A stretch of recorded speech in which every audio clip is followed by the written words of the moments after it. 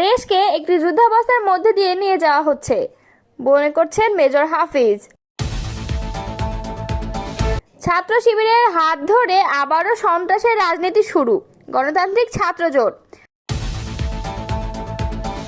গণতন্ত্রের সঙ্গে প্রতারণার দায়ে জাতীয় পার্টিকে বিচারের আওতায় আনতে হবে বলে মনে করছেন আক্তার। উপদেষ্টারা ক্ষমতার লোভে পড়ে গেছে, আমিনুল হক। এতক্ষণ শুনছিলেন সংবাদ শিরোনাম, এবারে বিস্তারিত। জাতীয় পার্টিকে গণতন্ত্রের সঙ্গে দীর্ঘ প্রতারণা করার অভিযোগে বিচারের আওতায় আনার দাবি জানিয়েছেন জাতীয় নাগরিক পার্টির সদস্য সচিব আক্তার হোসেন। বৃহস্পতিবার এক দলীয় সভায় তিনি বলেন, জাতীয় পার্টি দীর্ঘদিন ধরে ফ্যাসিবাদকে টিকিয়ে রাখার জন্য গৃহপালিত বিরোধী দলের ভূমিকা পালন করে আসছে। এনসিপির এই নেতা বলেন, প্রতারণার সঙ্গে বাংলাদেশের জনগণ আর সম্পর্ক রাখবে না। আমরা লক্ষ্য করছি জাতীয় পার্টি বাংলাদেশের রাজনীতিকে অস্থিতিশীল করার চেষ্টা করছে। জাতীয় পার্টির ভূমিকাকে কেন্দ্র করে তিনি বলেন, আওয়ামী লীগের কার্যক্রম যেভাবে প্রশ্নবিদ্ধ ও নিষিদ্ধ করা হচ্ছে, ঠিক তেমনি পাতানো নির্বাচনে প্রতারণামূলক অংশগ্রহণ করে গণতন্ত্রকে ধ্বংস করায় জাতীয় পার্টিকে বিচারের আওতায় আনতে হবে।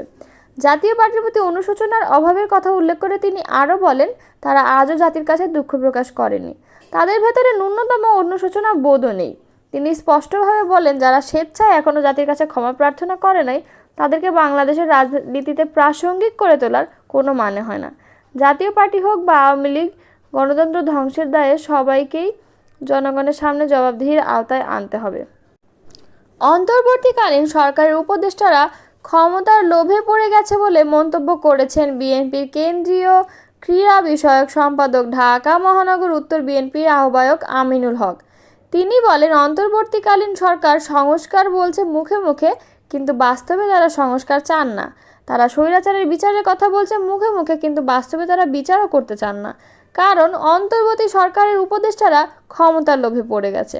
বৃহস্পতিবার রাজধানীর আগারগাঁও ইসলামিক ফাউন্ডেশন জাতীয় শ্রমিক কর্মচারী ইউনিয়নের আয়োজনে মহান স্বাধীনতার ঘোষক, বহুদলীয় গণতন্ত্রের প্রবর্তক, আধুনিক বাংলাদেশের স্থপতি, শহীদ প্রেসিডেন্ট জিয়াউর রহমান বীর উত্তমের ৪৪তম শাহাদাত বার্ষিকী উপলক্ষে আলোচনা ও দুয়া অনুষ্ঠান প্রধান অতিথি বক্তব্যে তিনি এসব কথা বলেন।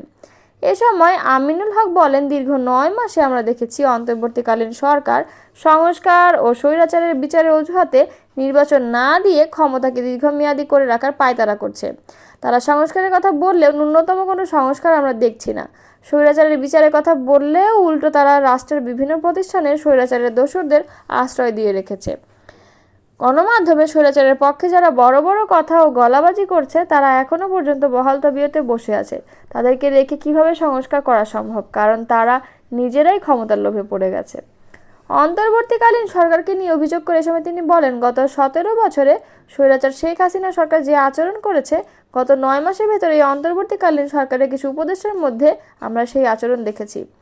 এ সময় অন্তর্বর্তী সরকারকে উদ্দেশ্য করে আমিনুল হক আরও বলেন, আপনারা ভুলে যাচ্ছেন স্বৈরাচার শেখ হাসিনা যেভাবে পালিয়েছে, হয়তোবা স্বৈরাচার শেখ হাসিনার ১৭ বছর লাগছে, আপনাদের এত বেশি সময় লাগবে না। এ সময় তিনি বলেন, অন্তর্বর্তী সরকারকে ব্যর্থ করতে বহু দেশি বিদেশি ষড়যন্ত্রকারীরা কাজ করে চলেছে।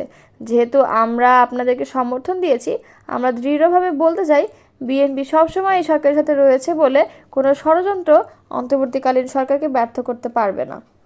সংস্কারের প্রসঙ্গ টেনে অন্তর্বর্তী সরকারকে আমিনুল হক আরও বলেন, আপনারা সংস্কারের কথা বলেন, আমরাও বলি। আমাদের দলের ভারপ্রাপ্ত চেয়ারম্যান তারেক রহমান ২০২৩ সালের রাষ্ট্র কাঠামোর মেরামতের ৩১ দফার রূপরেখা দিয়েছেন। সেখানে ৩১ দফার ভেতরে বাংলাদেশের পরিপূর্ণ সংস্কারের কথা বলা হয়েছে এবং বিএনপির ৩১ দফা রূপরেখায় তারেক রহমান যেই বিষয়টি উল্লেখযোগ্য করেছেন, তার জন্য আমরা গত ১৭ বছর আন্দোলন করেছি, সংগ্রাম করেছি একটি অবাধ সুষ্ঠু নির্বাচনের দাবিতে। জনগণের সেই দাবি আদায় না হওয়া পর্যন্ত আমাদের আন্দোলন চলবে। এ সময় তিনি সকলকে ঐক্যবদ্ধ ও সতর্ক থাকার আহ্বান জানিয়ে বলেন, আপনাদের ভেতর ষড়যন্ত্রকারী ঢুকে গেছে, আপনাদেরকে বিভ্রান্ত ও বিশৃঙ্খল করার চেষ্টা করছে। কোনো ধরনের বিভ্রান্তি ও বিশৃঙ্খলাকে প্রশ্রয় দেওয়া যাবে না। কোনো ষড়যন্ত্রকারী ও বিশৃঙ্খলাদের বিএনপিতে স্থান নেই, রাষ্ট্রীয়ভাবেও তাদের রাখা যাবে না। বিএনপি স্থায়ী কমিটির সদস্য মেজর হাফিজ উদ্দিন আহমদ বলেছেন, দেশকে একটি যুদ্ধাবস্থার মধ্যে দিয়ে নিয়ে যাওয়া হচ্ছে। বাংলাদেশ আন্তর্জাতিক ষড়যন্ত্রের গৃহভূমি হতে চলেছে। যারা ক্ষমতায় আছে তারা গণতন্ত্র দিতে চায় না, নির্বাচনের কথা বলতে চায় না। বৃহস্পতিবার রাজধানীর রমনা ইঞ্জিনিয়ার্স ইনস্টিটিউশন মিলনায়তনে বিএনপির প্রতিষ্ঠাতা ও সাবেক রাষ্ট্রপতি জিয়াউর রহমানের ৪৪তম শাহাদাত বার্ষিকী উপলক্ষে আলোচনা সভার আয়োজন করে বিএনপি। সভায় বিশেষ অতিথি হিসেবে দেওয়া বক্তব্যে এসব কথা তিনি বলেন। হাফিজ উদ্দিন আহমদ বলেন, বাংলাদেশ আন্তর্জাতিক ষড়যন্ত্রের গৃহভূমি হতে চলেছে। আমরা জানি না বাংলাদেশকে একটি যুদ্ধে লিপ্ত করার ষড়যন্ত্র চলছে। তিনি বলেন, সরকারের পররাষ্ট্র উপদেষ্টা বলেছেন, আরও কিছু নেতা বলেছেন মানবিক করিডোর দিতে হবে। কিসের জন্য? জনগণের জানার অধিকার নাই? তিনি বলেন, সেনাবাহিনীর প্রধান বলেছেন ডিসেম্বরের মধ্যে নির্বাচন দিতে হবে। সামরিক বাহিনীর প্রধান চান নির্বাচন, আর যারা ক্ষমতায় আছে সিভিল একটি অন্তর্বর্তীকালীন সরকার, তারা গণতন্ত্র দিতে চায় না, নির্বাচনের কথা বলতে চায় না। তিনি আরও বলেন, সংস্কার করার একমাত্র অধিকার নির্বাচিত জনপ্রতিনিধিদের। এখানে একটি গোষ্ঠী এসে বলবে এই সংস্কার হবে, ছাত্ররা এসে বলবে ওই সংস্কার হবে। এভাবে কি বাংলাদেশ চলবে? এজন্যই কি আমরা যুদ্ধ করেছিলাম? হাফিজউদ্দিন বলেন, দুঃখ লাগে এই যে একটা সরকার যেখানে আছে তাদের সবাই শিক্ষিত ব্যক্তি, তাদের মধ্যে কেবল একজন মুক্তিযোদ্ধা আছেন।